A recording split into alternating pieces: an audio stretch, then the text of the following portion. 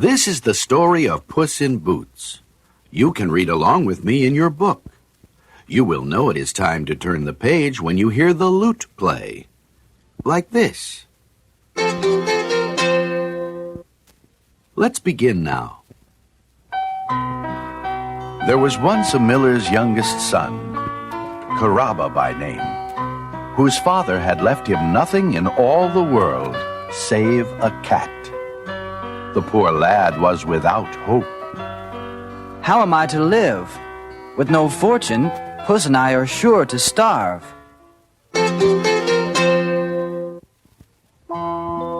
The cat did not like the sound of his master's words at all. Good Master Caraba, give me only a pair of boots, a plumed hat, and an empty bag, and I will make you rich. Caraba did as his faithful cat asked, and Puss, gallantly dressed in his fine new clothes, scooped a measure of grain into his bag and hurried off to the woods. Using the grain as bait, the cat quickly trapped a rabbit in his sack. Puss went straight to the king's palace. He stood before the king, placed his sack on the carpet, and bowed low. Your Majesty, my master, the Marquis of Carabas, sends you this gift of rabbit, and with it the greetings of a loyal subject. Oh, your master is most generous, Puss in Boots. There is nothing I like better than rabbit pie.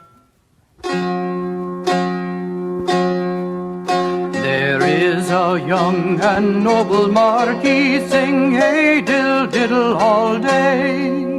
A wise and brave and gentle man is he, sing hey diddle diddle all the day.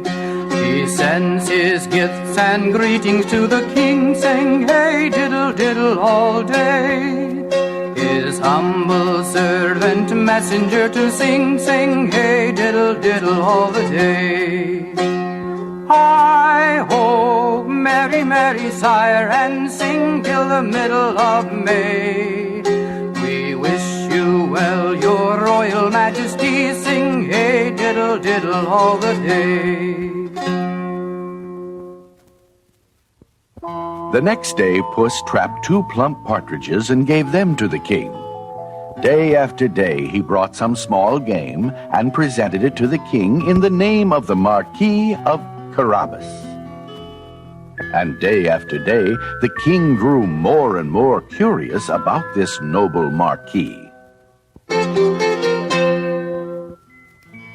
At last, one morning, the king and his daughter, the most beautiful princess in all the world, rode out to learn all they could about the mysterious Marquis of Carabas.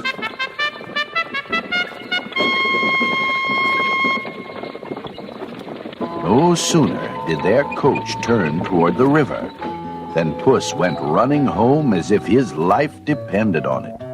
Good Master Caraba, you must bathe in the river at once. So great was the cat's excitement that the miller's lad did so, without asking why or wherefore.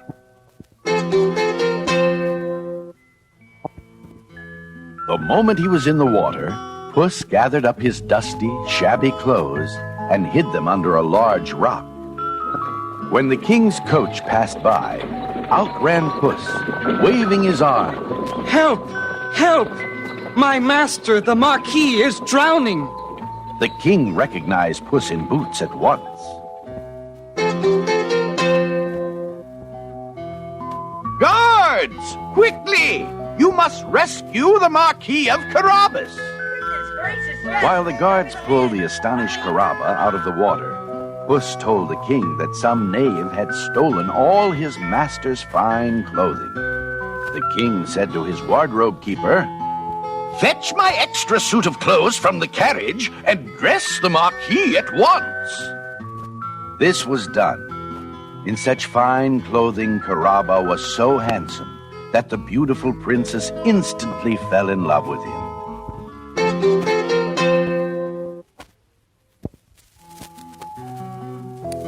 Puss in Boots drew the king aside.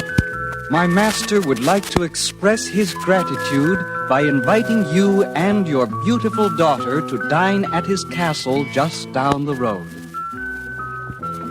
So off they went in the king's carriage. Little did anyone suspect that Puss was leading them toward the castle belonging to a wicked giant ogre. Unaware of the cat's plan, Carabas sat beside the princess, admiring her beauty and wishing the ride might never end.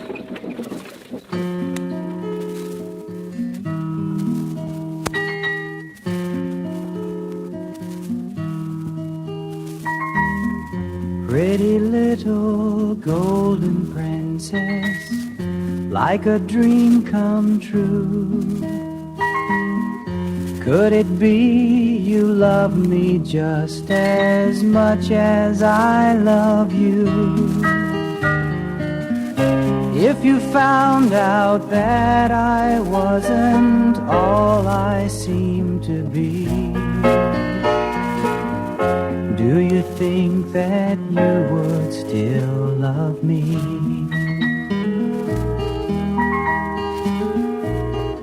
Pretty little golden princess with your laughing eyes, I will be your servant, and I hope you realize I will love you till the heavens fall into the sea. And I hope that you will still love me.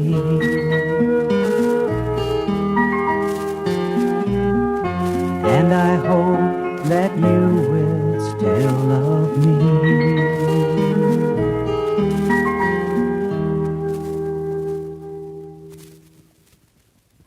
Puss, meanwhile, was running well ahead of the coach.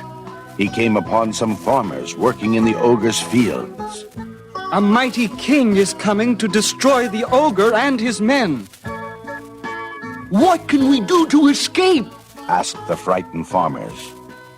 You must not tell the king that you are the ogre's men. Rather, say you work for the Marquis of Carabas.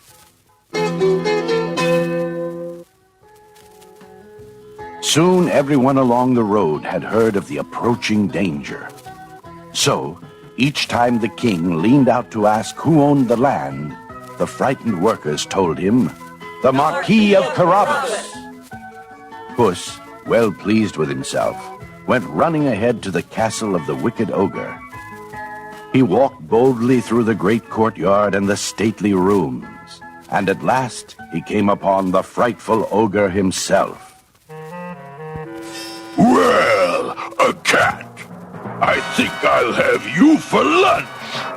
Have you anything to say before I eat you? Puss walked forward bravely.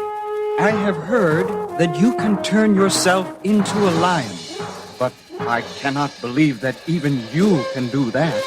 Can't you? The ogre bellowed, and in the twinkling of an eye, he had turned into a terrible, roaring lion.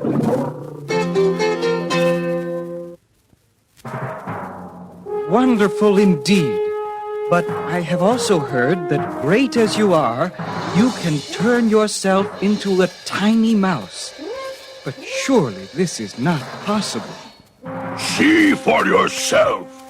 Roared the furious ogre, and at once he was a small, gray mouse, scurrying across the floor. This suited Puss perfectly. One pounce, and both mouse and ogre were gone forever. Puss ran to the gates, barely in time to throw them open for the royal coach.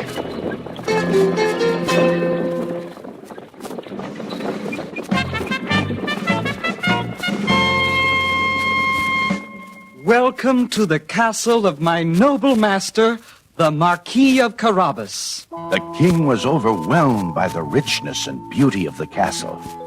And after a magnificent feast, the king exclaimed, "Woo! No one but the noble Marquis is worthy of my daughter's hand.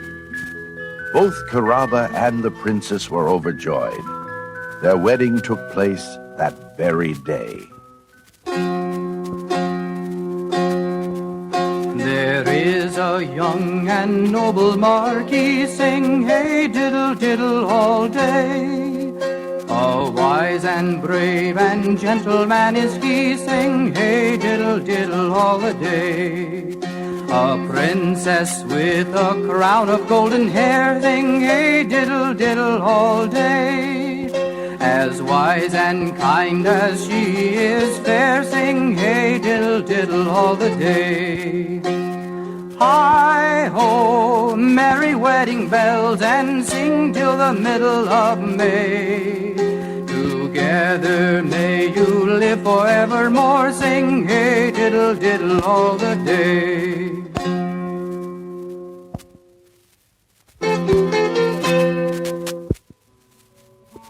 So Caraba and his bride lived happily ever after. And so did Puss in Boots.